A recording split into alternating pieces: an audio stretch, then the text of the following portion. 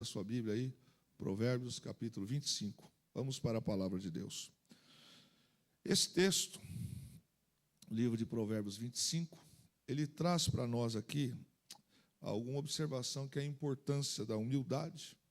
Vai falar da questão da pessoa ser controlada, e isso atinge sabedoria para todos os aspectos da vida. Vai falar de liderança, vai falar de conduta pessoal, vai falar de relacionamento com os outros, e vai trazer aqui também para nós um conselho como evitar entrar no nosso coração orgulho, soberba, ser paciente e esperar em Deus as oportunidades que Deus estabelecer. Isto é o que está aí nesses 28 versos. Vamos para o verso 1. Começa dizendo o seguinte: esses são mais provérbios de Salomão reunidos pelos conselheiros de Ezequias, rei de Judá. O que esse texto está dizendo no primeiro verso? Significa que está contido aqui nesse capítulo e nos demais que vêm pela frente. A partir de agora a gente está, se não me engano, 6 capítulos ou 7 no máximo, se não me falha a memória. Nós estamos terminando. Não quer dizer que os demais que nós já estudamos até agora não são. Esses também são, mas Provérbios é um compêndio de sabedoria. A maioria deles é da inspiração de Salomão. E alguns escritos por Salomão, transcrito para o livro por Salomão, é da tradição, ou seja, que foram sabedorias, textos que foram se adquirindo na vida. Na verdade, o que esse texto está dizendo que são lições para nós, tudo isso que está aqui, de piedade. Mas por que cita o rei Ezequias? Nós fizemos aqui um estudo, uma época, Reformas de Ezequias. E você se lembra que Ezequias pegou um reino quebrado moralmente, um reino destruído espiritualmente. E Ezequias trouxe para a instrução do povo esses textos também da reflexão. E as pessoas que aconselharam, que estiveram ao lado de Ezequias, elas entenderam de trazer um compêndio, ou seja, trazer escrita de alguns dos ensinamentos que Salomão também deixou.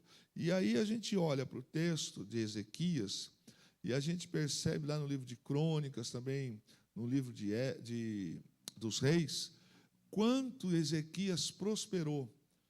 Entenda como a nação estava. E foram os ensinamentos também de Salomão sobre o proceder que trouxeram a nação de volta a se reerguer espiritualmente e moralmente. Por isso aqui o texto está dizendo que os conselheiros, as pessoas que estavam ao redor de Ezequias, se encarregaram de trazer também esses ensinamentos que são de Salomão e que fazem sentido. Verso 2 e verso 3, diz assim: é direito de Deus ocultar certas coisas, e é direito do rei tentar descobri-las. Ninguém consegue compreender a altura do céu e a profundidade da terra. De igual modo, ninguém sabe o que se passa na mente do rei.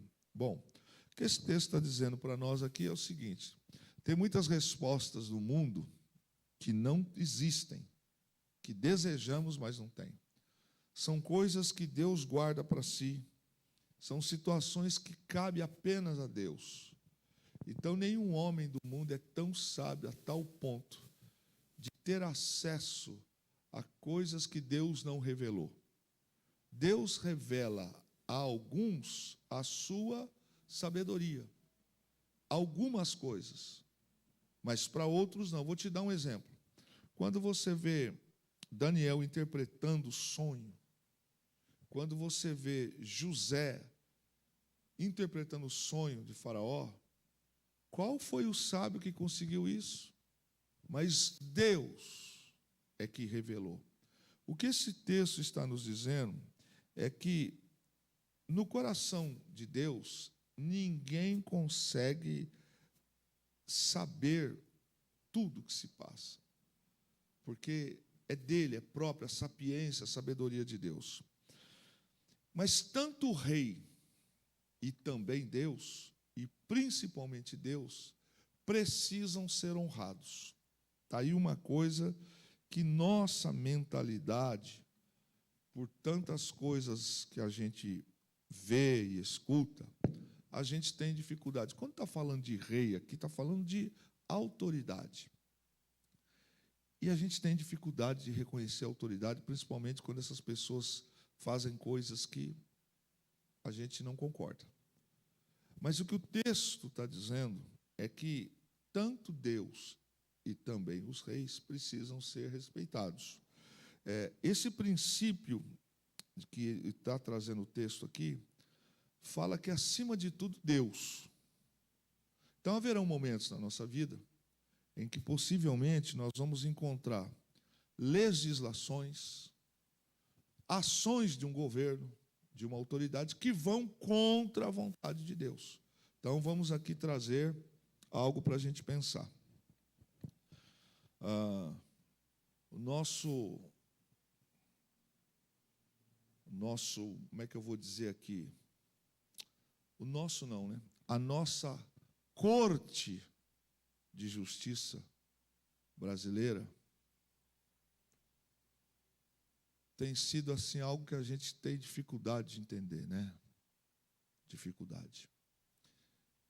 Trouxe um procedimento essa semana falando sobre a pessoa poder portar 40 gramas de entorpecente. A gente fica pensando, quem teve família já perdeu alguém nas drogas, a desgraça que é essa droga, o problema que ela gera. Na verdade, o único que vai sair ganhando com isso é o traficante. No primeiro momento é o traficante. Aí pode ser que outras pessoas se beneficiem também. Como é que fica o meu pensamento diante de uma decisão de um órgão judicial de uma nação? Eu respeito eles, mas não faz sentido para mim. Algo que destrói o ser humano, que escraviza o ser humano, e eu tenho que aceitar isso. Eu vou obedecer, no caso as autoridades policiais, etc. Então, vão tomar os procedimentos que foram tratados naquilo que se foi elencado, mas não significa que a gente vai aplaudir essas coisas. Como também o aborto, tão falado aí. Imagine que amanhã isso seja legalizado. A gente pode esperar desse mundo o seu pior, no declínio que o mundo está moralmente. Se amanhã uma decisão dessa vier a ser colocada contra nós numa posição que a gente tem que tomar, óbvio, entre o rei e entre Deus, eu vou ficar com a palavra de Deus. E se isso nos colocar com perdas, mesmo assim, ficaremos com a palavra de Deus. No entanto, aqui se diz, nesse texto, que o que se passa no coração de um rei é impenetrável. Por isso, é impossível você presumir o que está passando a nível de emoção, a nível de motivo, dentro do coração de um rei. E aí o texto nos fala sobre assuntos que só Deus sabe. Então, Salomão, na sua orientação para o seu filho, ele diz que ninguém consegue compreender o que se passa na mente de um rei. Ele está usando a expressão rei porque nós estamos falando de um período monárquico. Mas nós temos autoridade sobre as nossas vidas. Qual é o primeiro princípio que a gente tem? Orar por eles. Segundo, que aquilo que está no coração deles ninguém sabe. E esse texto vai responder aqui a importância de reis estarem bem assessorados. Está falando de reis, mas isso serve, por exemplo, para alguns de vocês que amanhã vão ocupar algumas posições dentro de uma empresa, dentro de um governo, dentro de uma situação em que vai fazer sentido as pessoas que você escolhe para estarem junto de você. Porque a opinião dessas pessoas, o conselho dessas pessoas, é que vai trazer, muitas das vezes, normativas para você seguir. Um exemplo muito simples, mas claro.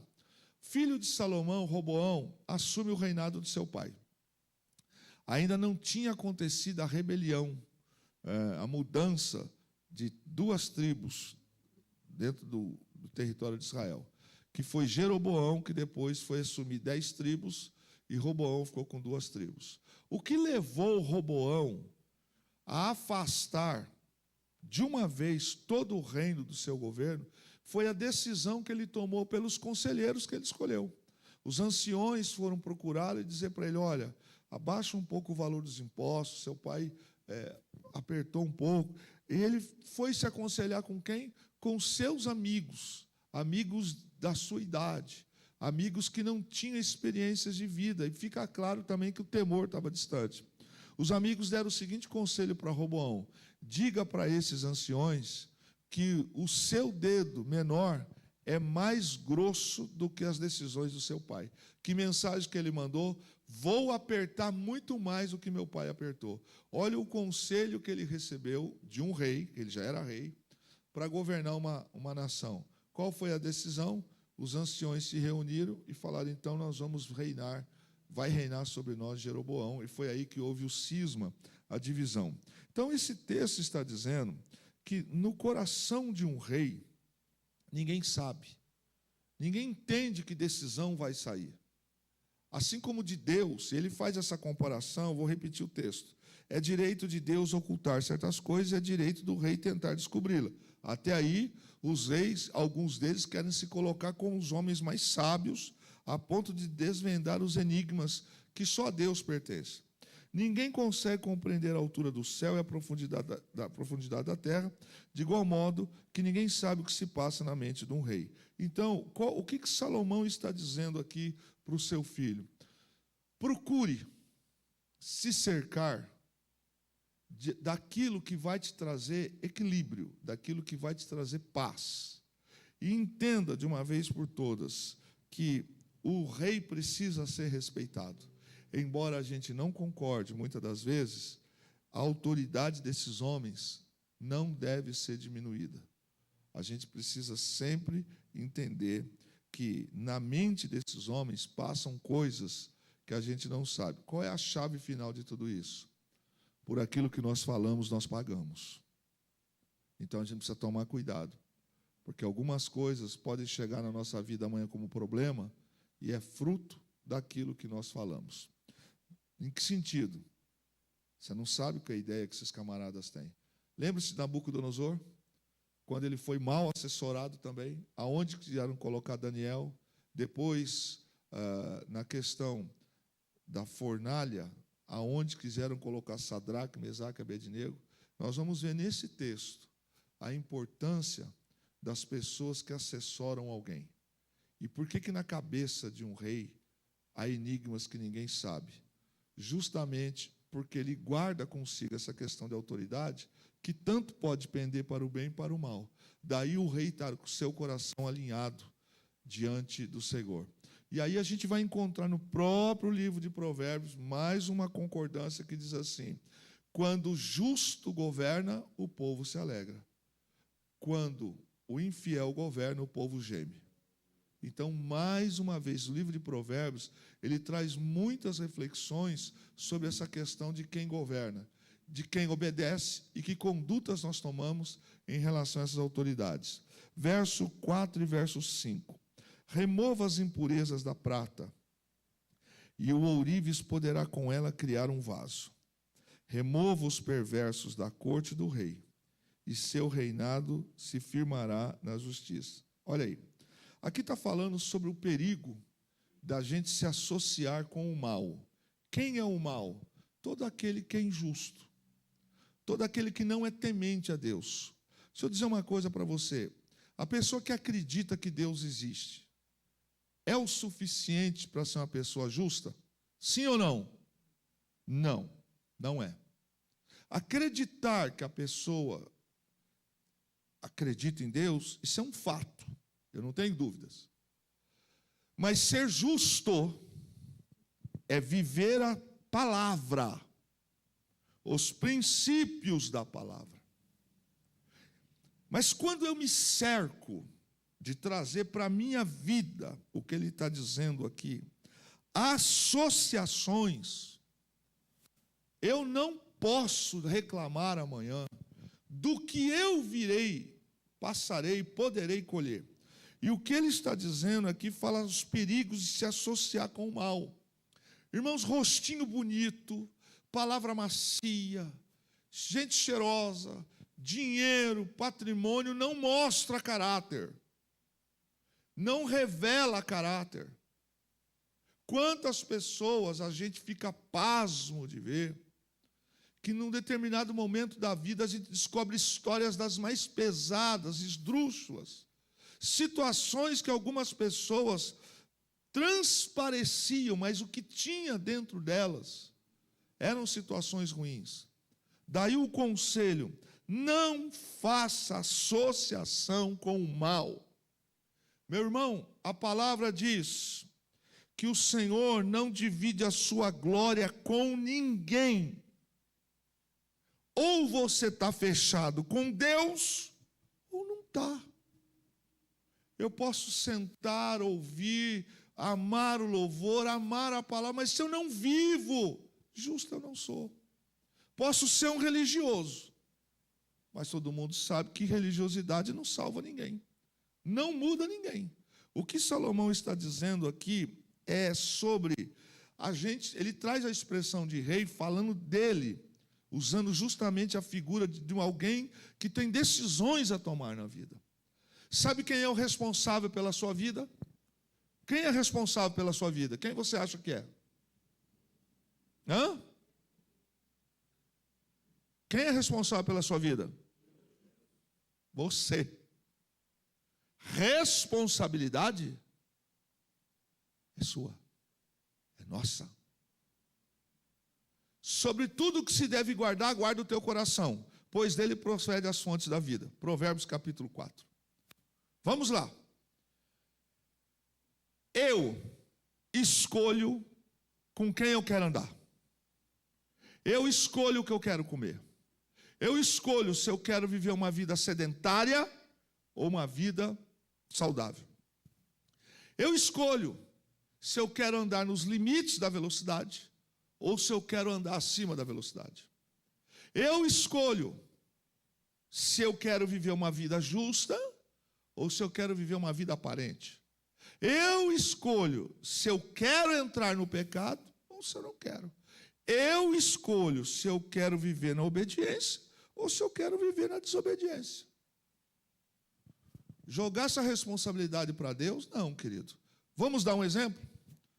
Quando a Bíblia fala, lá no livro de Malaquias, tantas vezes lido aqui em cima, a palavra de oferta, ele fala assim, ó: fazei prova de mim, quando você for fiel ao Senhor em relação ao dízimo. Se eu não repreenderei o devorador por vossa causa. Bom, o devorador existe. Existe um demônio chamado devorador.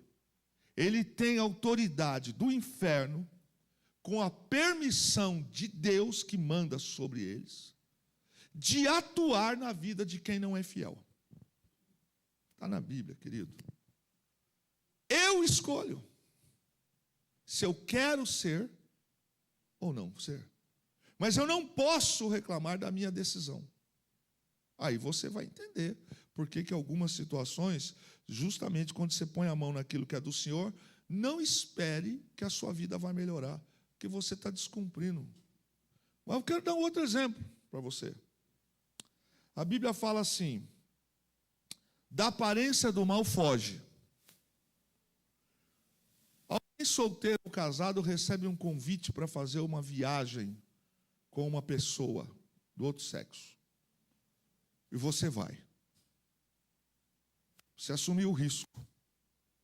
Você assumiu o risco. Você sabia o que a Bíblia te orienta ao que você não deve fazer. Eu trouxe esse risco para mim. Se o que acontecer no meio do caminho, você já quebrou um princípio lá atrás, você não fugiu da aparência do mal. Um outro exemplo: eu escolho ir numa festa promíscua. Você quer jogar a culpa no capeta, irmão? O capeta não tem nada com isso. Fui eu que defini. Salomão está trazendo aqui a preocupação de que as pessoas que me cercam, eu acabe me tornando igual a elas. Dificilmente isso deixa de acontecer. É quase que matemático. Pega alguns garotos que começaram a andar em companhias erradas, que começaram a escolher eles para fazer trabalho de escola, que começa a passear com eles, que começa a jogar bola com eles, que começa a ir nos mesmos lugares que eles vão. O que vai acontecer? É um processo natural, daqui a pouco eu estar me parecendo com eles. E o problema aqui que ele traz, quando ele fala de rei, são com as pessoas que o assessoram. Então, queridos, existem decisões como essas na vida, que a gente tem que ter muita convicção de quem presta e quem não presta para entrar na minha casa. Quem presta e quem não presta para entrar na minha vida. Quem presta e quem não presta para fazer parte. Por quê? Porque sou eu que defino, irmãos. Eu que abro a porta. Porque o que o texto está nos dizendo é que existem certezas de influência das pessoas sobre um rei. Então a gente pega alguns exemplos terríveis na área do governo, na área de alguns casos que você fala assim, meu Deus do céu, como que a pessoa mudou desse jeito? Pois é, a Bíblia sempre responde, as más conversações corrompem os bons costumes. Foi buscar conselho aonde para a tua vida? Eu fui falar com uma amiga minha, vive a palavra, traz a palavra. Por isso que algumas vezes nós mudamos até o jeito de falar, de vestir, de pensar. Porque nós abrimos mão do santo para o profano. Passamos a trazer para a nossa vida, escute isso, até gente descompromissada com a palavra que quer justificar seu estilo de pecado. Porque nós escolhemos influências erradas. E qual é o conselho? Nós devemos remover as pessoas perversas da nossa vida. Um homem, uma mulher, principalmente quando ocupa um cargo de responsabilidade, deve ter uma vida de oração. Porque o que não vai faltar são pessoas aproveitadoras, que vão querer se aproximar de você com conselhos errados. E o texto está dizendo que essas pessoas são pessoas que influenciam.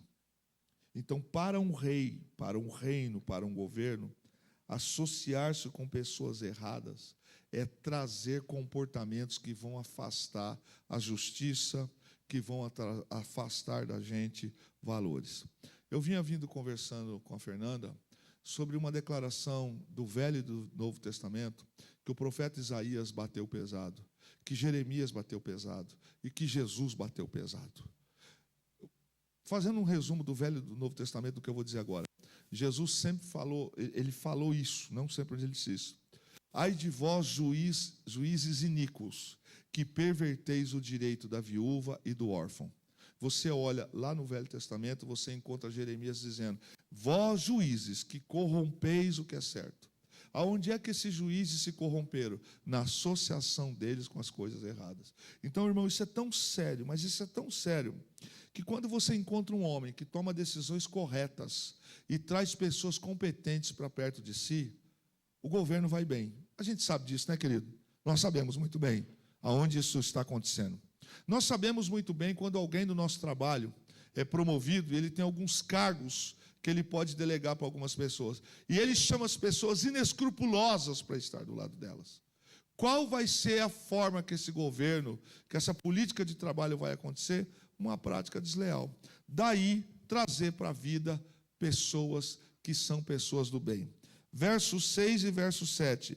Não chame atenção para si diante do rei, nem exija um lugar entre as pessoas importantes. É melhor esperar até ser convidado perante os nobres, que ser mandado embora e humilhado em público. Lembra-se de Jesus, quando Jesus fala assim, quando chegares numa festa, não ocupeis os primeiros lugares, para que então o dono da festa não venha pedir para você sentar-se atrás, porque aquele lugar está reservado. Olha a base. Jesus está dizendo aqui, lá no Velho Testamento, algo que está sendo mencionado aqui também no Velho. O Espírito é o mesmo. Está dizendo aqui que a gente não pode se autopromover. Mas eu sou o sábio. Irmãos, o texto nos traz um alerta sobre o perigo de pessoas que querem se exaltar, e o risco que elas correm de serem constrangidas por tomarem posições de auto se promover e não esperar o tempo e a oportunidade. Daí Jesus fala: olha, espere que, estando você sentado lá atrás, o dono da festa então o chame e o põe em locais de honra. O que esse texto está dizendo para nós? Que a gente precisa entender que honra a gente conquista, não toma. Isso se chama prepotência, autoritarismo e outras coisas mais. Um alerta que aqui traz para nós é da gente querer estar na posição que ainda não chegou a hora, ou que Deus não colocou. Então é exatamente dentro desse contexto que está dizendo: olha, não tente ser sábio perto dos outros, não ocupe lugares aonde você não foi chamado, no sentido de se autopromover. E aí ele fala no texto alguma expressão que era comum na antiguidade: a quem já os teus olhos viram. No Velho Testamento, no capítulo 6 de Isaías, no verso 5, se não me falha a memória, traz essa declaração, quando era sinônimo de arrogância, sinônimo de prepotência, um subalterno encarar o superior, olhar para o superior, sem que o superior tivesse lhe trazido esta oportunidade. Para a época, daí a expressão que ele traz agora aqui, era considerado um insulto. Então, por exemplo, você se lembra que a rainha Esther, ela quase morreu, porque quando ela entra na presença do rei, o cetro não foi levantado. Só podia entrar à presença do rei quando o cetro se levantasse. Era sinônimo de desrespeito entrar na presença do rei olhando ele nos olhos, porque o inferior se curva diante da autoridade. Daí essa declaração nos traz aqui a questão das vezes, irmãos, as pessoas que perdem na vida, perdem promoções, experiências, perdem coisas de Deus, porque não souberam o tempo. Querida, a coisa mais gostosa é o tempo de Deus chegar na nossa vida, amém ou não? É o tempo de Deus. Mas quando a gente toma posições e decisões de se auto-engrandecer, de tomar uma posição que o Senhor não chamou, ou que Ele ainda não colocou no tempo, nós corremos o risco aqui desse texto. E aqui Salomão fala da expressão: não olhe nos olhos. Ele está dizendo algo comum para a antiguidade. O subalterno, o inferior, o súdito, o governado, ele precisa saber esperar o tempo dele. Então ele nos ensina aqui a gente não buscar o autoengrandecimento, nem a ostentação. Daí muitas pessoas perderem chances na vida, porque se autopromoveram, se ostentaram, colocaram ostentação na sua vida, achando que isso ia trazer para ela o momento dela. Na nossa vida cristã, a auto-honra não é bom, não é louvável. Porque a honra, ela precisa ser algo que vem do Senhor. Eu pratico honra, eu desenvolvo a honra, mas eu não posso trazer sobre mim a autopromoção. Eu não posso trazer para mim a ostentação. Pastor, mas fulano não tem tal conhecimento. Não tem problema. Você deve aguardar o seu tempo, deve aguardar a sua oportunidade. Você deve continuar fazendo aquilo que a etiqueta manda, a educação manda, a palavra manda, mas nunca se coloque numa posição de se ostentar. Paulo condena isso. Paulo diz: entre vocês, eu queria falar como homens, como adultos, mas eu tenho que falar como meninos. Vocês se auto-julgam, promovem discussões, a ceia de vocês é uma ceia para pecado. Uns condenam os outros, outros vêm para a perdição, não para a salvação. E a igreja de Corinto é uma igreja que vivia numa confusão, justamente porque alguns se colocavam mais espirituais, mais santos que os outros. Aqui o texto está nos dizendo exatamente sobre isso, querido. É a questão da gente saber ocupar os lugares certos. Tem pessoas que não podem estar durante uma festividade, um evento, seja o que for, que elas querem sempre estar nas primeiras fileiras, elas querem sempre ser reconhecidas e se entristecem com isso. Eu não vou dizer para você que isso não é uma tentação. É lógico que é. Da carne, não tem nada espiritual nisso. É a gente querer acelerar as coisas quando Deus assim não estabeleceu para a nossa vida. Versos 7, a parte C. A parte C desse verso 7, que nós diz assim: só porque você viu algo, não se apresse em ir ao tribunal. Pois o que você fará no final, se seu oponente lhe provar que está errado? Então, o verso 7, na parte C, fala só porque você viu algo. E a complementação no verso 8 fala, olha, cuidado com o que você vê, para você não sair por fofoqueiro, não sair por mexeriqueiro. Porque tem coisas que você poderá ver e fazer uma acusação, e você não vai poder provar. E você vai se passar justamente por alguém malfeitor. E tem mais. Os teus olhos podem enganar. Então você precisa refletir antes de você fazer uma acusação. Mas pode ser também que você não podendo provar o que você está afirmando, aquela parte, aquela pessoa com quem eu acusei, ela se ire contra mim.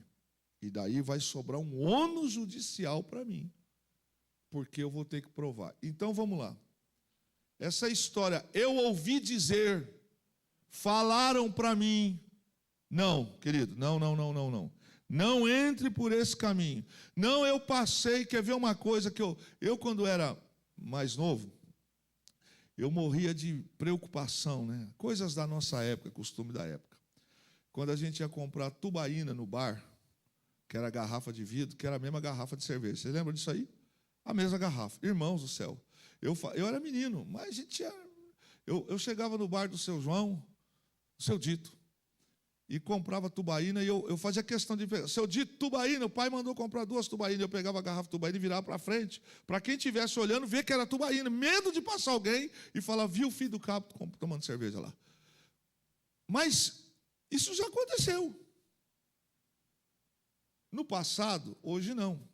Ir à lotérica era uma coisa que a pessoa ia para fazer apostas. Hoje a gente vai à lotérica para pagar conta, para receber, etc. Mas lá atrás, quando alguém nos via na lotérica, falava assim, está fazendo uma fezinha, hein, irmão? Não é? E, querido, às vezes não era. E ainda hoje pode não ser. Então, a advertência que traz aqui para nós é a advertência da gente tomar cuidado com essas coisas.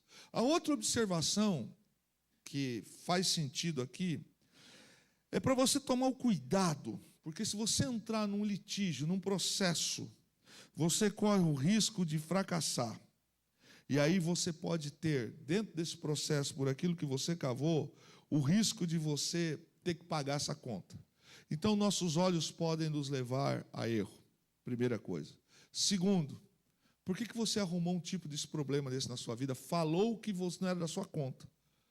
Espalhou que não era da sua conta. E agora a parte descobriu. E agora você não pode provar. E aí você vai ter que indenizar. Então aqui, querido, está trazendo também uma outra palavra para nós, muito interessante.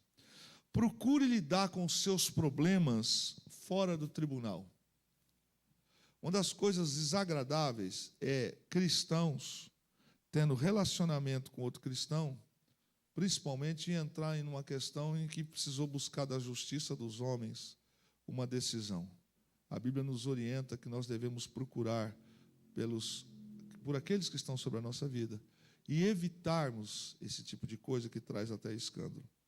E quando nós tivermos algum problema entre um ou outro, que a gente sempre procure um mediador, uma pessoa singular, espiritual, de conhecimento bíblico, para que a gente não traga um escândalo aí fora.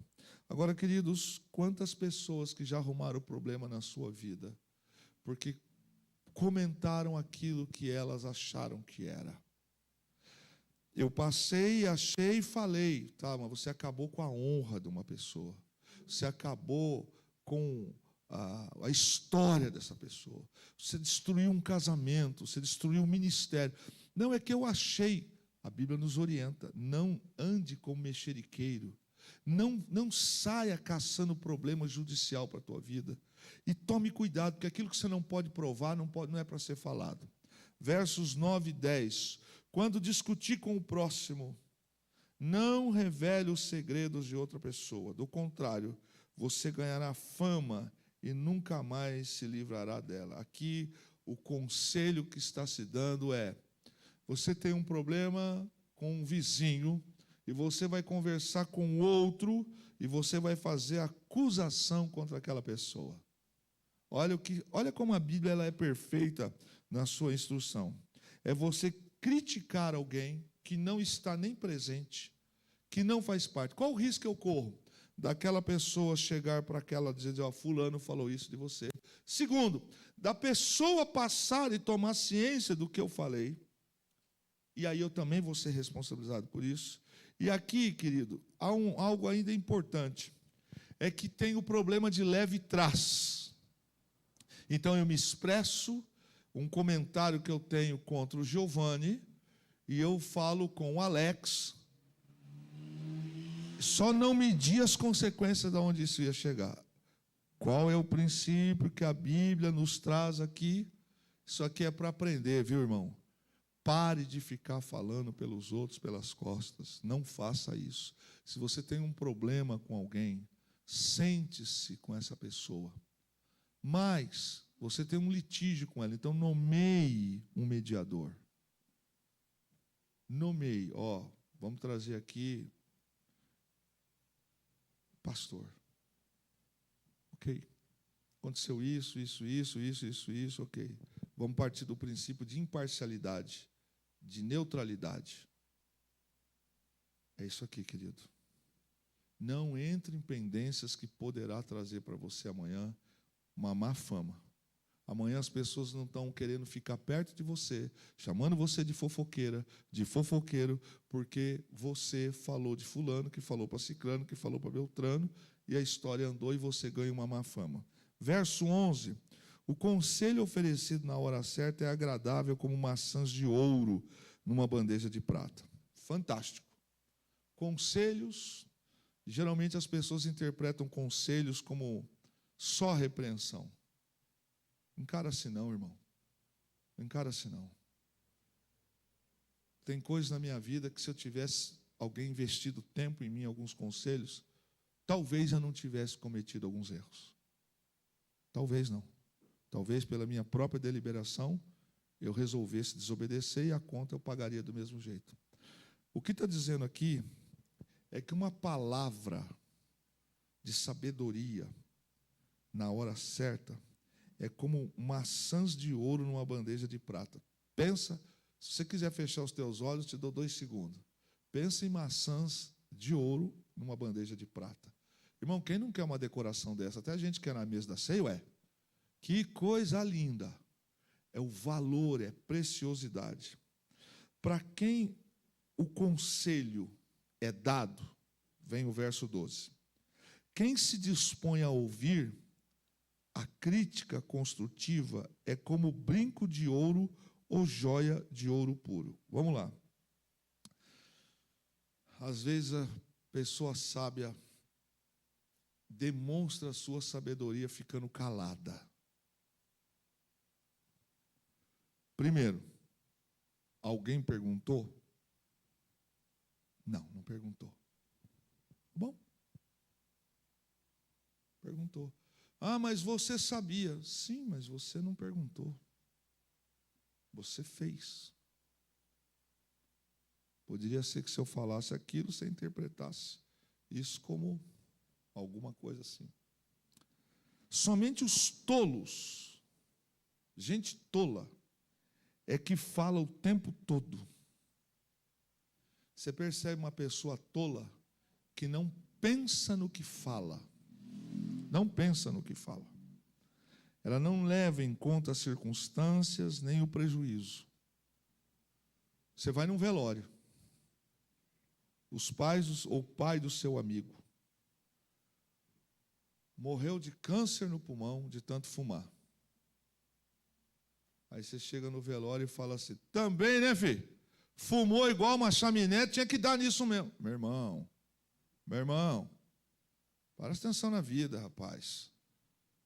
fulano dirigiu, bateu no poste, excesso de velocidade. Aí eu chego lá e falo, aí você ficou sabendo de fulano?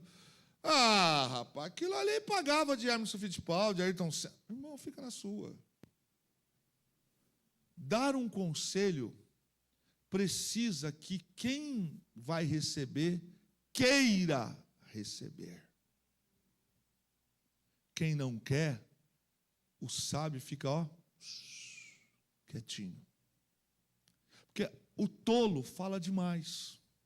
Então é possível na vida que eu esteja diante de uma pessoa sábia e ele não falou nada. Por quê? Porque eu não fui desejado. Nem todo conselho precisa ter a necessidade de ser falado. O conselho é válido quando o receptivo quer. Quando ele não quer, não perca seu tempo. Porque você vai falar, ele já tem uma decisão no seu coração. Vou te dar um exemplo. Conversei com A, fui falar com o B, fui falar com C. Depois que eu falei com 10, aí eu procurei realmente uma palavra. Irmão, você já tomou uma deliberação, você tomou uma decisão. E nem todo conselho é para ser falado, porque tem hora para ser falado.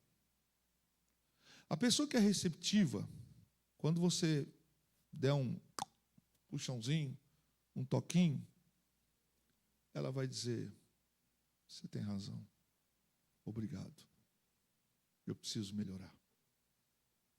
Não foi legal. Eu não agi bem. Esse é sábio, porque ele recebeu.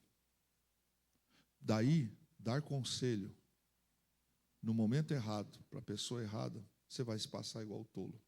Um ouvido atento presta atenção a uma correção sábia. Um ouvido atento. Um ouvido desatento, irmão, perdemos o nosso tempo. Podíamos estar fritando torresmo, comendo, dando risada, jogando bola, dormindo mais cedo, assistindo um filme. Por quê? Não quer ouvir, camarada. Sabe aquela coisa que você já sabe, já falou, tomou decisão? Ah, eu fiz. Ah, tá bom. Por isso Salomão está dizendo para o seu filho aqui sobre essa ideia de conselho. E é muito forte o que ele está dizendo, porque ele fala exatamente do conselho oferecido na hora certa. Quando o receptivo, a pessoa que está pedindo um conselho, se manifesta, vai cair no coração dela tão prazeroso quanto maçãs de ouro em bandeja de prata. É isso que ele quer dizer. E quem se dispõe a ouvir, essa pessoa, ela recebe um brinco, como um brinco de ouro, que é adorno, aqui está se falando de adorno. A joia e o brinco significa aquilo que vai te fazer ficar bonito, aquilo que vai te trazer ornamento, aquilo que vai te trazer crescimento. Quando a pessoa escuta um conselho, ela se torna uma pessoa mais aparente. Na beleza externa, não. Ela traz para si valores que ela fala, meu Deus, que preciosidade para a minha vida. Ok? Vamos lá. Verso de número 13. O mensageiro confiável é como a neve no verão, reanima o espírito do seu Senhor. É interessante, né, a gente ouvir esses textos, essas expressões, porque é algo assim. Qual é a ideia que Salomão está trazendo aqui? Primeiro, que está claro que tem mensageiro que não é confiável. Senão ele não ia falar o mensageiro confiável. Tem mensageiro que não é confiável. Os reis sabiam disso. Os reis viviam em constantes batalhas de guerra. E eles tinham seus mensageiros. As cartas não eram como a gente vê hoje. Carta já está uma coisa ultrapassada, né? Não tinha e-mail, zap, rede social. Por onde que as comunicações eram feitas? Através de mensageiro. E os mensageiros eram passíveis de corrupção. Eram possíveis e passíveis de criarem guerras, de criarem dissoluções. Daí a necessidade de um mensageiro confiável. E ele diz, aquele que é um mensageiro confiável é como a neve no verão. Pastor, como assim? Lembre-se aqui que verão é quente, é calor. E qual é a ideia de Salomão? Lembra-se dos montes do Negueb, a região do Negueb, que no inverno, lá em cima, as geleiras se formam, mas que quando chega o tempo do seu descongelamento, a terra seca, quando recebe o descarregar da neve, vem em volume de água. Ele está dizendo que uma pessoa confiável, no contexto de levar mensagem, é como uma terra seca que recebe água que vai lhe matar a sede. Um mensageiro confiável é como a neve num dia de colheita. Dia de colheita ninguém colhe no inverno, colhe em tempos de calor. Então, uma boa mensagem dada no momento certo, com o mensageiro correto, vai trazer um alívio, vai trazer algo acolhedor. E aqui a ideia que ele está trazendo é de um alívio geral que traz um mensageiro confiável. Agora, veja que o contrário também é complicado. Então, a gente encontra batalhas onde os profetas falsos de Israel deram conselhos: vá à guerra, que o Senhor é contigo. E quando foram à guerra, se passando por mensageiros de Deus, o pessoal perdeu a batalha. Aqui, querido, a ideia aqui de Salomão, que está preparando o seu filho, é de você escolher bem aquelas pessoas que também vão estar com você naquelas questões confiáveis. Porque se ele fala de mensageiro fiel, é óbvio que os reis já foram traídos por mensagens infiéis. Um exemplo, só para você entender o valor do mensageiro. Todo mundo se lembra de Neemias, ok? Lembra que ele recebe a notícia, seu espírito se abate, e quando ele ora e vai à presença do rei, quando o rei bate o olho nele e fala assim: que tristeza é essa no teu coração? O rei já interpretou que o olhar de Neemias poderia ser uma traição. Daí o papel de um mensageiro. Lógico que Neemias era cooperador, eu só estou trazendo a ilustração para você ver o valor dessas pessoas para um governo. Verso de número 14, olha aí. A pessoa que promete um presente, mas não o entrega, é como nuvens e ventos que não trazem chuva.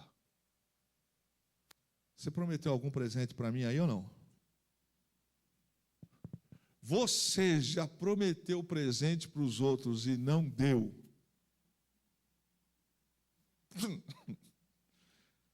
Olha, irmão, a nossa palavra tem que ser uma palavra firme, né? Olha o que fala: não prometa para os outros um presente, se na verdade você só está fazendo isso para ganhar um momento. Por exemplo, pastor, amanhã eu trago um bolo de fubá com canela para o senhor. Amanhã é? Amanhã. Um ano depois esse bolo não chegou. Tem vento no negócio, tem fumaça também, porque prometeu. Não tem gente que aproveita o momento para fazer gracinha, para sair como bem, faz promessas que não pode cumprir? Então vamos lá. Se você faz uma promessa de dar um presente para alguém e você não o faz, você corre um risco de cair na maledicência. São pessoas que anunciam com antecedência alguma coisa que ela vai fazer pelos outros só para cair na graça. Uma coisa comum: estou indo viajar e vou trazer de lá para você algo. Meu irmão, você foi para lá, torrou o dinheiro, comeu, fez tudo e voltou de viagem e não trouxe presente. Para quem você prometeu? Me deu o que é meu. Ah, sabe o que é? Olha como a Bíblia nos ensina o nosso comportamento. O fato de você cair em declínio de confiabilidade por causa disso. Verso 15. A paciência pode convencer o príncipe, e palavras suaves podem quebrar ossos. Bom, as coisas difíceis da vida não são vencidas pela força. A inteligência, a palavra doce, pode quebrar uma guerra, pode quebrar os ossos. Você, no momento de conflito, de discussão, você usa a palavra errada, você acende uma guerra. Mas se você usa de paciência e ternura, você consegue apagar o espírito de guerra. O contrário também é verdade. Se você não usa de paciência, você pode perder. Agora, olha a estratégia e a sabedoria de Salomão. Ele diz que a paciência pode convencer o príncipe. E palavras suaves podem quebrar ossos. Imagine um príncipe que está definido a tomar uma decisão contra, ainda que seja a mim. Mas pelas palavras, o jeito que eu falei, eu posso trazer uma mudança na mentalidade dele. Eu consigo apagar uma possibilidade de uma decisão errada pelo tom, pela paciência e pela suavidade de palavras. Isso vale muito. Verso 16. Se você encontrar mel, não coma demais, para não enjoar e vomitar. O que esse texto está dizendo para nós aqui? Que tudo que se come demais traz prejuízo. O mel é doce, fantástico. O mel é energizante, fantástico. Mas aqui não está falando apenas de mel, aqui está falando de não ter controle. Se você não se controla em comer, você vai acabar ficando doente. E aqui o que esse verso 16 fala, ele também, o verso 17 vai fazer uma alusão também sobre uma dessas partes, é que quando você age com exagero, você pode estar se prejudicando. Por exemplo, por que tem que comer 1 quilo de macarrão? É gostoso? É gostoso. Por que tomar 1 litro de café sozinho? Por que tomar 1 litro de refrigerante de uma vez só e sozinho? Não vou dizer que é saudável, todo mundo sabe que não é. Pastor, e um suco de laranja? Fantástico. Um suco de uva? Fantástico. Mas tudo que você faz em excesso, se alimenta em excesso, vai trazer para você consequência. Aí eu sempre brinco, né? Lá em casa, que a minha mãe, chego lá, ela fala assim, Kleber, tem não sei o que aí, é light, pode comer. Eu falei, mãe, já comi 3. Ela falou assim, mas é light, pode comer à vontade. Eu falei, mãe, não é assim não, mãe. Não, mas é light. Eu falei, mãe, light, come 1 quilo de coisa light para você ver onde é que vai dar também. Então tem coisas que a gente precisa, olha como a Bíblia é perfeita. Aqui tem um alerta para nós, nas coisas boas da vida, que pode se tornar coisas más. Quer ver uma coisa que eu acho que eu vou ouvir aqui, um aleluia? Pense você saindo agora da igreja, sendo convidado aqui pelo Felipe Castro para ir comer uma picanha assada. Irmão, quem não quer, só de falar, até chora. Mas depois de você comer 3, 4, pensa você comer 3 quilos de picanha. Vai te trazer um problema. A Bíblia nos ensina a termos controle sobre a comida, não a comida controle sobre nós.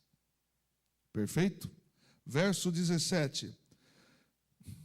Não visite seu vizinho com muita frequência, pois deixará de ser bem-vindo. Sabe aquelas pessoas que não têm hora para ir embora?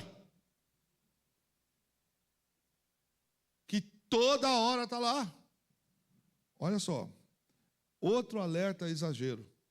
Vai fazer uma visita, vai estar uns dias. Sabe aquela pessoa que vem passar 3 dias na sua casa? Uma semana depois, você já está, sangue de Jesus tem poder. E a pessoa fala, eu gostei tanto daqui, me deu vontade de ficar mais uns dias aqui. Irmão, faz isso não.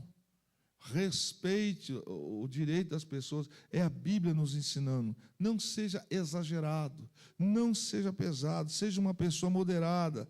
Aquela permanência longa pode se tornar um incômodo. Eu não vou nem pedir para levantar a mão quem já passou por isso. Você recebeu bem, fez uma boa recepção, fez uma boa compra, mas você contava com 2 dias.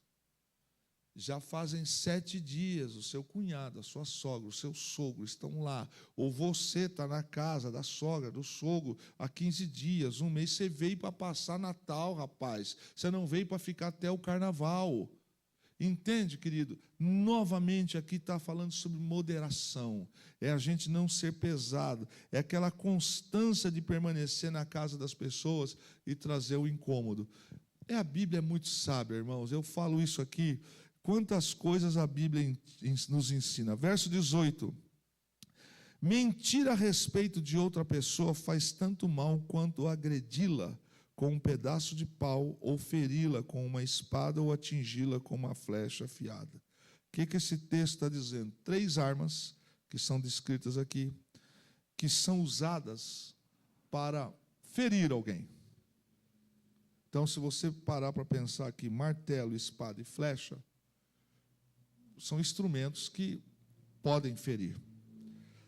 A comparação que Salomão traz do poder da mentira é semelhante a isso aqui.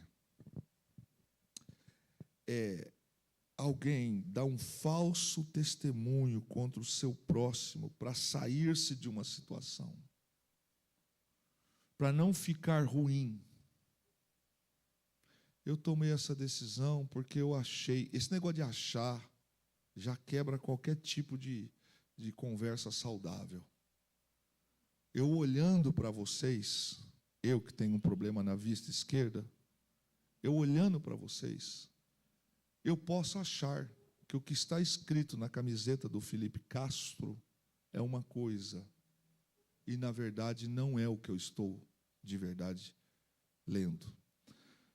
Quando eu uso de mentira sobre caráter, fato, a alguém, a Bíblia diz que eu estou machucando essa pessoa. E eu costumo dizer o seguinte, irmãos: se você fala pelos cantos o que você achou, tomou uma decisão pelo que você achou, e você falou isso e tirou a honra, vá em público, aprenda a devolver a honra que você furtou.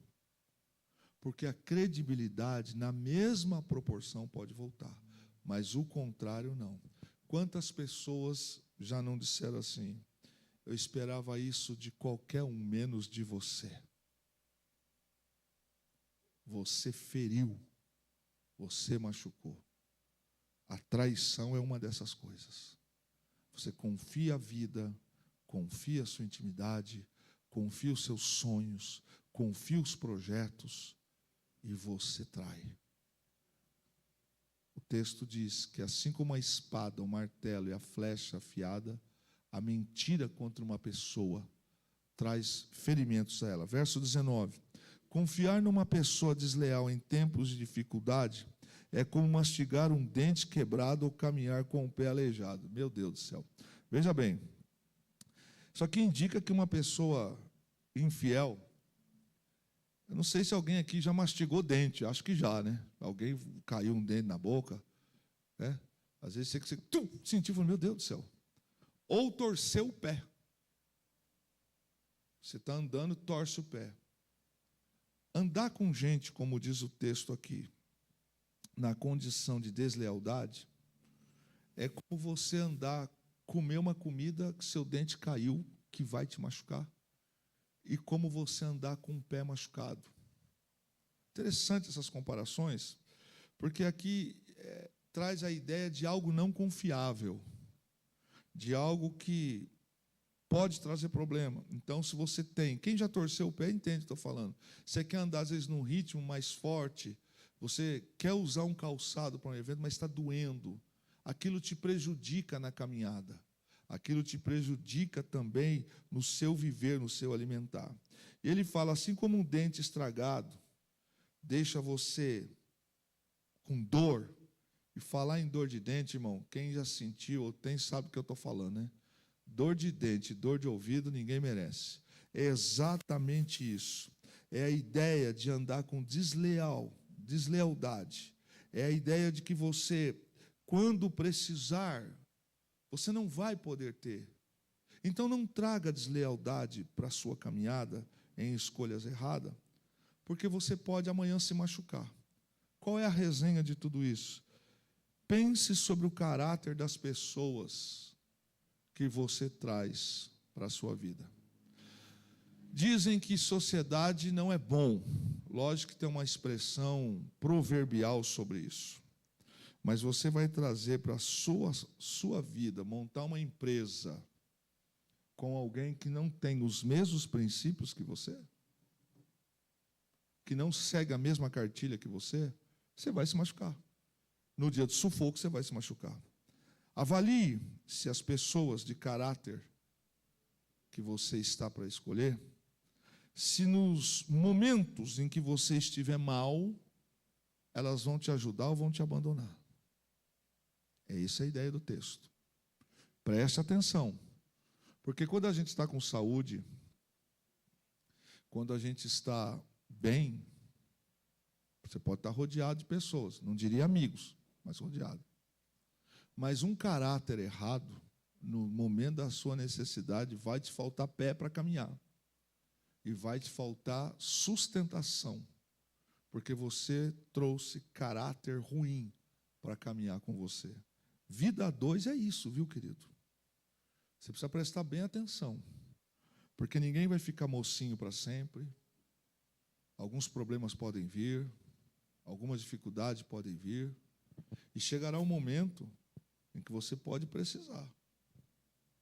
E quando você precisar, pode ser que você não tenha o apoio, porque você escolheu pelo caráter. Então, tem pessoas que vão se casar porque o outro tem dinheiro. Vão se casar pelo um cargo que tem. Mas e se você perder, ela também estará do seu lado? E se você ficar doente, ela também estará do seu lado? Então, caráter é o que está sendo tratado aqui.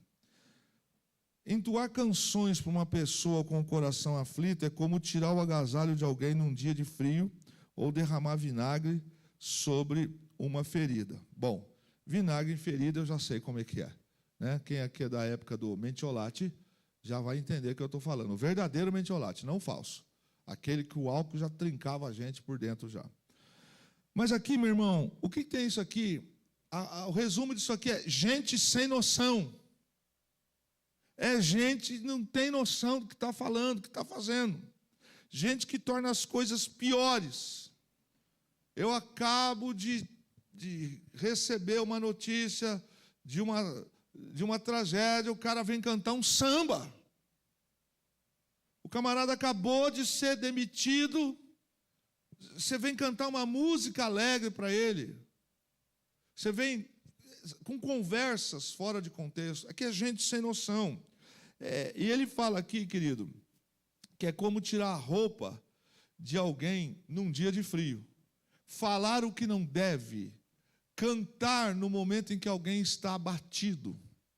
No momento que alguém está vivendo um momento de tensão, de tristeza, você cantar uma canção alegre. A pessoa está vivendo lá um momento, né, de infelicidade amorosa. Aí eu venho cantar uma música do Roberto Carlos para ela. Amanhã de manhã vou pedir o café para... A pessoa fala assim, mas você está doido, rapaz? Acabou de tomar o pé agora aqui. Não, mas eu estou feliz da minha vida. Se liga, irmão. Presta atenção na vida. O que é o ambiente. É cantar uma música alegre para quem está abatido. A pessoa acaba de perder o pai, a mãe, o marido, e eu falo, vamos cantar? Parabéns para você. Meu irmão, não. Presta atenção na vida. Tem gente que torna as coisas piores. É como você derramar no coração de alguém que está com uma ferida, você derramar vinagre. A sua felicidade, guarda ela para você no momento certo para você compartilhar. Porque você vai compartilhar a sua felicidade com quem está perturbado, isso vai incomodar e você pode ouvir coisas que não eram o que você queria ouvir nem merecia. Mas a gente tem que ter esse protocolo. Isso aqui está dizendo o seguinte, que até para dar conselho, você precisa achar o momento. Porque se você trouxer para quem está com ideia de tirar a vida, dar um conselho no momento errado, ele vai tirar a vida. Se você disser, o que você está vivendo agora é consequência disso, o cara está com uma corda, já passou aqui, ele vai pular. Você falou um negócio errado na hora errada. É exatamente isso que o texto está nos dizendo. 21 e 22. Se seus inimigos tiverem fome, irmão, aqui é para crente mesmo. Se seus inimigos tiverem fome, dê-lhes de comer. Se tiverem sede, dê-lhes de beber. Você amontoará brasas vivas sobre a cabeça deles e o Senhor te recompensará. Meu irmão, o que é natural para nós? Fez mal, né? Aí a gente já solta logo uma daquelas. Deus tarda, mas não falha. Primeiro, que isso não é bíblico, não é demoníaco falar um negócio desse. Segundo, a vingança é um come que se come pelas beiradas. É outra bobagem que você fala. Ah, Deus trouxe a justiça, não sei o que. Querido, a Bíblia nos fala aqui algo que eu vou dizer para você. É difícil, difícil. Porque a primeira coisa que a gente quer contra os nossos inimigos é vingança. Sim ou não? Agora só... O resto da turma tudo é anjo. Alguém te faz mal, você quer fazer o bem para ela? Não. A gente não quer. Mas a Bíblia nos ensina. Você lembra que Jesus falou sobre isso? Em vez da gente prejudicar quem nos fez mal, a Bíblia nos ensina que nós devemos fazer o bem para essas pessoas, mesmo que elas tenham nos feito mal. Só os que são ser humanos normal comigo, diga misericórdia. Misericórdia. Como é que é? É isso que a Bíblia ensina.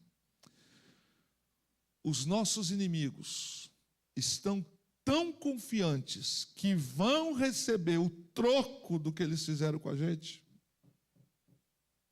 que quando a gente faz o bem, eles se quebram. Agora, duas coisas a Bíblia está dizendo que acontece. Primeiro, você tira o chão dos seus inimigos, você traz sobre eles um aquebrantamento. E o mais importante, Deus te recompensará pela sua atitude. Mas é difícil, pastor, eu sei que é. Então vai orar e vai orar. Chora nos pés de Jesus, clama, jejua, porque isso aqui é coisa para quem é convertido. 23. Tão certo como o vento do norte traz chuva, a língua que espalha boatos provoca ira. É melhor viver sozinho, 24, no canto de um sótão, que morar com uma esposa briguenta numa bela casa. Bom, já falamos de esposa briguenta, já falamos de fofoqueiro, não tem necessidade de repetir isso aqui. Verso 25 aqui, boas notícias vindas de uma terra distante são como água fresca no deserto. Pois bem, o que esse texto está dizendo para nós? A síntese desse texto é palavra de salvação. Alguém que está longe dos seus familiares, trabalhando, estudando por alguma razão, coisa que alegra a sua vida, é ele receber boas notícias daquele que está longe. Porque ele está vivendo aflito, porque ele está vivendo um caos, porque ele está vivendo numa seca. Mas esse texto também traz aqui como ponto maior para a nossa vida, é a secura espiritual que alguém pode estar vivendo. Então as palavras de esperança fazem mais sentido e alegram um perdido quando eu falo para ela, alguém que viveu uma vida pecaminosa, alguém que errou, e eu trago esperança de vida para ela no Senhor. É isso que o texto está a nos mostrar. Verso 26, o justo que cede à pressão do perverso é como nascente poluída ou fonte cheia de lama. Bom, nascente, ela pode ser uma fonte, na sua natureza, de água boa. Mas quando eu me deixo dominar por conversas perversas, influências perversas, o texto diz que eu passo a ser uma nascente poluída, cheia de lama. Desde o início desse texto, Salomão vem trazendo advertência quanto a observar caráter, quanto a não se associar com pessoas erradas. Quantas pessoas boas que já pregaram para nós, que nos deram bons conselhos, mas que infelizmente deixaram a sua nascente ser corrompida pelo estilo de influência que ela trouxe, que ela deixou de ser uma fonte confiável para ser uma fonte de água barrenta. Verso 27, não faz bem comer mel demais, nem é bom procurar honras para si. Também já falamos sobre isso. É novamente Salomão repetindo, cuidado com exagero e cuidado para você não se autopromover, tenha domínio próprio sobre o que você sente. Então, se você está querendo alguma coisa tipo honra, espere, Deus trará. Segundo que ele fala, cuidado com os exageros para a tua vida. Verso 28, quem não tem domínio próprio, nós fechamos aqui, é como uma cidade sem muros. Você pode ser o intelectual, você pode ser o bonitinho, a bonitinha, você pode ter boas aparências, você pode ter a estrutura que você quiser, mas se você não tiver domínio próprio, é como uma cidade sem muro. Do que Salomão está falando? Quando eu não tenho domínio próprio na minha vida, eu estou abrindo espaço para viver problema. Eu não coloquei blindagem ao meu redor. Então, pessoas que não têm autocontrole podem ser dominadas facilmente. Então, vamos lá. Os jovens. Comum oferecer droga, bebida, iniciação, um monte de coisa. Se você não tem domínio próprio, automaticamente, você é como uma cidade sem muro. Você é capaz de ser invadido, pisado, derrubado, sucateado, porque você não trouxe princípios, blindagem para a sua vida. O domínio próprio, irmão, é uma coisa tão interessante, porque pessoas que não têm domínio próprio podem ser facilmente dominadas. Ambiente de trabalho, repartições públicas, locais em que as pessoas não guardam os seus valores, não guardam os seus princípios. Todo mundo fala, pastor, todo mundo faz, fulano fez, fulano também é. Você é fulano, você quer ver igual ela, você quer colher o que ela colhe, você quer ter o estilo de vida que ela tem, então faça. Se você já chegou a colocar isso na sua cabeça, é porque isso já está fazendo parte da sua vida, do seu coração. Você só esperou sair da igreja para tomar essa decisão, então isso de fato já estava na sua vida. Então o domínio próprio é aquilo que trará salvação para a sua vida. Então, quantas pessoas que não sabem esperar em Deus e cedem a uma tentação, vou tirar a tentação, a um desejo, e não se controlou. Pode ter uma carreira extraordinária, você se precipitou, você não teve o controle das coisas. A Bíblia diz que sábio é o homem que sabe se controlar no momento da sua ira. Não é porque você está nervoso que você pode falar tudo o que você quer. Quando você fala tudo o que você quer, na hora que você quer, você é como uma cidade sem muro. Você está abrindo brecha para ser quebrado, o diabo pode te esmagar nisso. Nossos sentimentos, enganoso é o coração, quem o conhecerá? A Bíblia diz que o Senhor esquadrinha e prova. Nossos sentimentos podem nos levar a tragédias, a problemas que podem nos trazer anos e anos de amargura, porque eu não tive domínio próprio. Uma pessoa que teve domínio próprio, José, jovem, hormônio bombando, traído pelos seus irmãos, sem imaginar a possibilidade, se um dia, há quanto tempo, ele poderia voltar para a casa do seu pai. Foi-lhe oferecido. Quem acha que a esposa de Potifar era uma mulher feia, está muito enganado. Quem acha que a esposa de Potifar era uma mulher fedida, está muito enganado. Porque ela era esposa do chefe da segurança do faraó. E não se entrava à presença de faraó de qualquer jeito. Tinha que ser pessoas saudáveis, apresentáveis. A casa de Potifar era um verdadeiro oásis para a perdição. Ele poderia, se ele quisesse, ter sido amante da esposa de Potifar e ter tirado vantagem da sua desgraça. Então não vem com essa, que você estava na secura, que você tomou essa decisão. Tomou porque os teus princípios eram rasos e os valores de Deus eram valores baixos. Domínio próprio. Quantas festas nós homens já fomos chamados? Para mim, festa que começa assim, mulher não pode levar, tem coisa errada. Festa que diz, o marido não pode ir, tem coisa errada. já vou sabendo que tem coisa errada. Então eu vou porque eu quis. Uma coisa é um evento para quem trabalha. Outra coisa é a conotação que dão para o negócio. Quem não tem domínio próprio no falar, no pensar, no agir, e aqui, você está preparado para as bolotas de Satanás que vai trazer para você amanhã. Cuidado com o que você fala, cuidado com que mensagem você manda, cuidado com as ações, porque Satanás não perde tempo, ele é um bom estrategista. Se eu não tenho domínio próprio, eu posso amanhã amanhecer dentro de um chiqueiro. Perdi o meu lugar de honra, perdi minha posição e virei o que virei, o filho pródigo.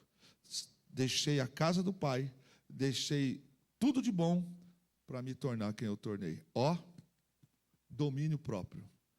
Quem não tem domínio próprio é como uma cidade sem muro. Naquela época, uma cidade sem muro, o inimigo entrava lá e arrebentava.